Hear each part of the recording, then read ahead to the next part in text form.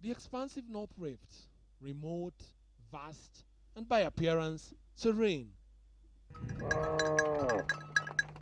But within this terrain lie paths well trodden by men whose entire lives have revolved around their cattle. These herds are the only means of livelihood, sustenance, and pride, and for these men, they will fight to the last man to defend their prized possession.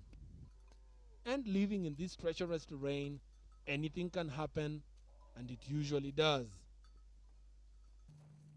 In the pastoralist North Rift, have gun, will travel. The interesting bit of it is just how do such sophisticated Russian assault rifles end up in the hands of members of a community living in such a remote interior of the countryside? Sasa hii kitu inatoka Mali inaitwa Sudan na ilileta na Wasomali. Somali inakuja wanakuambia patia mimi ngamia ama punda. This is despite concerted efforts by the Uganda's People's Defense Forces, who are now notorious for their incursions into Kenyan territory in hot pursuit of the Pokots and their guns.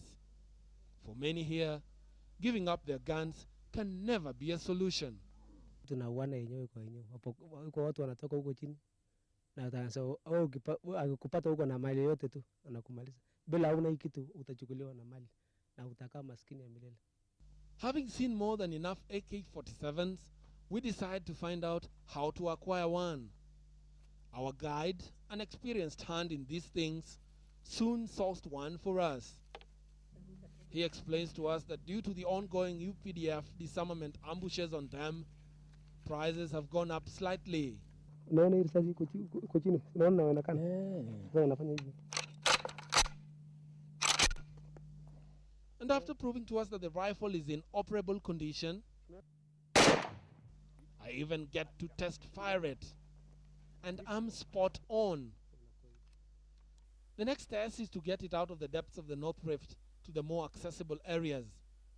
And so, safely tucked away behind the cassette, we proceed with our journey back to relative civilization.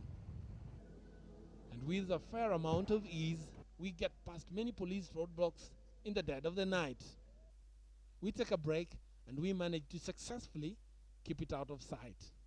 2 days later, with lots of apprehension, we walk into the Kapenguria police station, where after consultations, we surrender the gun to the police. Thank you, members of the Kenya Television Network, for this very good gesture which you did in the spirit of community policing. And so, all is well that ends well. That is one less killer machine for the police to worry about. Whereas obviously in the depths of the North Rift, in these treacherous terrains of the North Rift, marauding raiders can attack anytime. And so locals here insist that security is something they can't entrust anybody else with, not even the government. And so for right now, the Kalashnikov remains the preferred weapon of choice. Boni Odinga, KTN, North Rift.